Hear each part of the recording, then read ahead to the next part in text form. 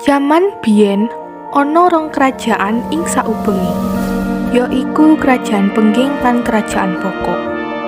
Kerajaan Pengging dipimpin déning Prabu Damarmaya sing duwe putra mahkota jenenge Bandung Bondowoso. Lan Kerajaan Pokok dipimpin déning Prabu Boko.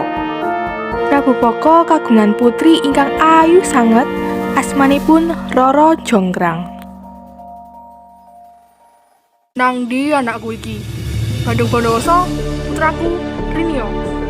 Nggih Gusti, wonten apa? Yang siap-siap sik tas kerajaan-kerajaan ngabari yen ana warga desa disiksa karo prajurit kerajaan Prambanan. Menapa ingkang kedap kawula tindakaken Gusti? Awakmu kudu nututi prajurit Pengging menyang medan perang kanggo nyerang kerajaan Prambanan. Nggih Gusti.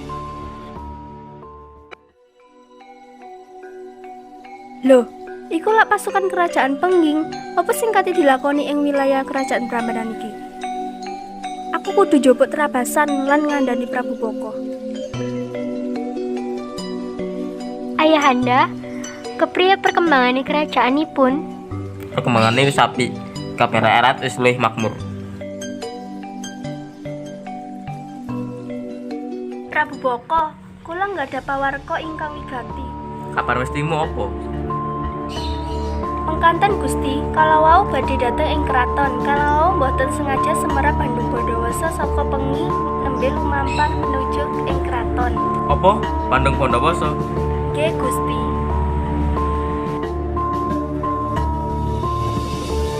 Prabu Boko, metu. Wayahe Bandung Bondowoso wis teko. Wonten apa iki, ya? Ketokane kerajaan kene kare diserang. Sayang, tolong gawa Roro lan rakyat iki nang panggonan sing aman. Nggih Gusti.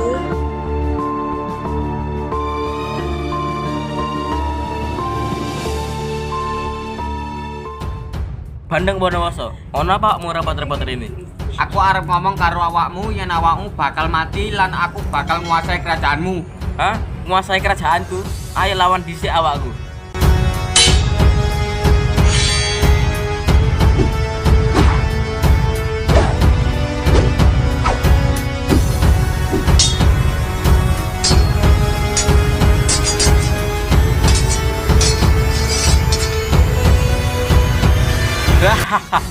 Hebat pisan awakmu, Prabu Boko.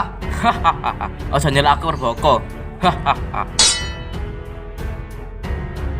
Pantes saya mu diarani wong paling licik. Ancen hakmu raja sing gak bener pisan.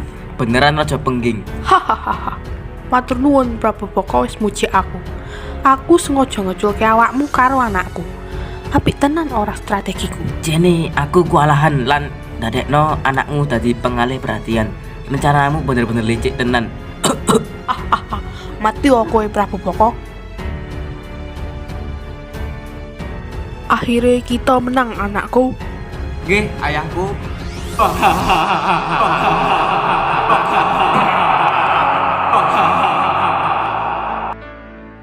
Apa bener ayahku mati?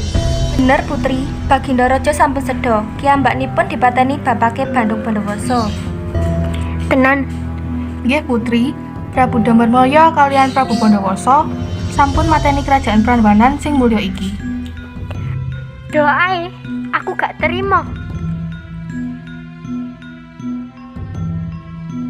Rupane sik ana wong ndek kene. Sapa awakmu?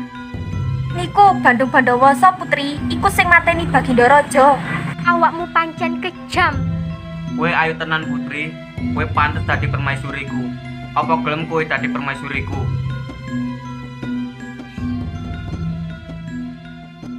Tuan Putri, punapa Tuan Putri tasih sedih?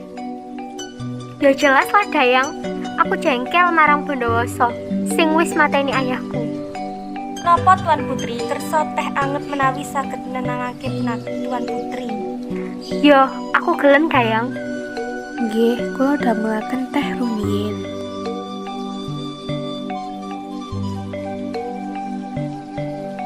Wahai Tuan Putri, apa kowe dhewe kan? Ing endi dayang-dayangmu? Dheweke sing gawe teh gawe aku. Roro Jonggrang, tak takoni maneh awakmu, apa gelem dadi permaisuriku?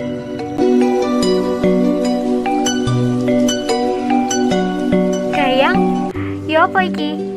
Aku wis jengkel karo pertanyaan iku. Tuan Putri, yen kula saged nyukani saran, kepriye yen Tuan Putri nyukani syarat ingkang saged boten dilakoni dheweke? Kira-kira syarat apa sing tak wenehno? Endahe Tuan Putri manut ati panjenengan mawon.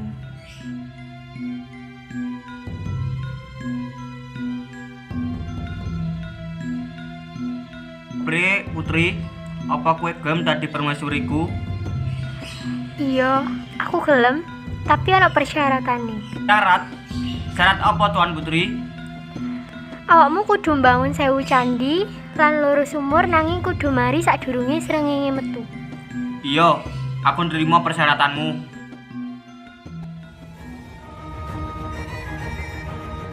Ya, kula nyuwun bantuan ya. Bantuan opo, Nak? Bantu nggawe 1000 candi lan loro sumur. Kula kudu nglakoni persyaratan kuwi ndamel nikahi Roro Jongrang. Yo, ayo melok aku.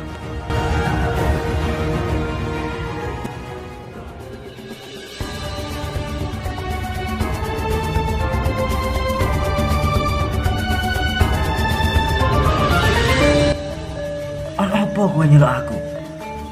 Aku butuh bantuanmu, Jin. Kowe pengen aku nglakoni apa?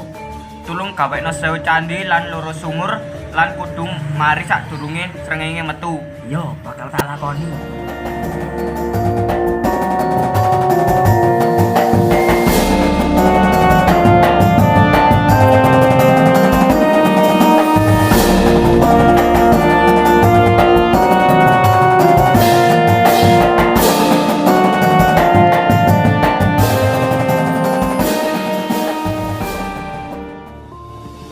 Putri penggaweanipun badhe mantun. Apa? Aku kudu nyegah ben ora iso nyelesaino. Nggih, Putri.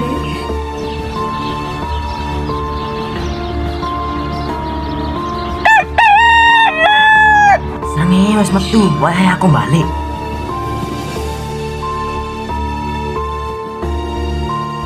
Hei Jin, iki gurung mari kabeh. Lapa awakmu balik dhisik?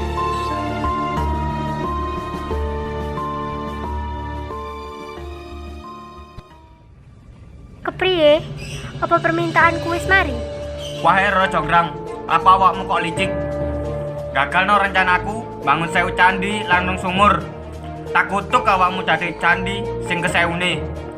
Lan dang-dangmu iki ora bakal iso rapi sampai satuweke.